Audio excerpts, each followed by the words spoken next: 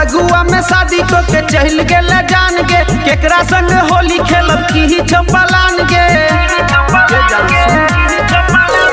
फगुआ में शादी को के चल गेले जान गे केकरा संग होली खेलब की चंपलान गे ससुर के एड्रेस दई छी तोरा भेंट करे आए है ससुर के एड्रेस दई छी तोरा भेंट करे आए है हमर भतरा मिलल दरबाज रंगवा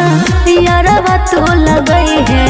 हमर भतरा मिलल दरबाज रंगवा यारवा तो लगई है रंगवा यारवा तो लगई है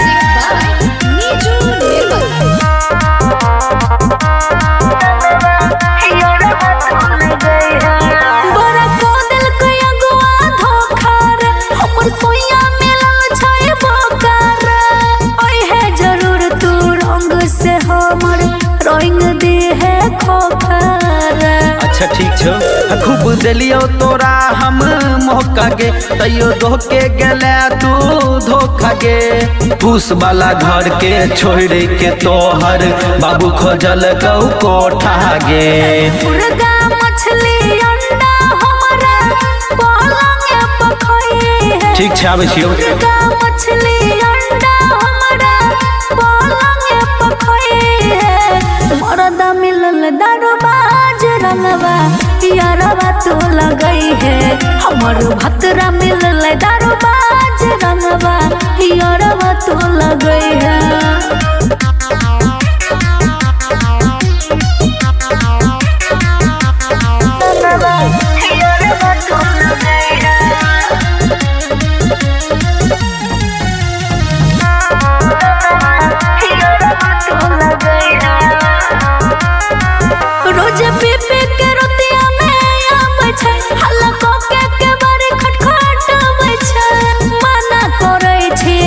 जब हम तो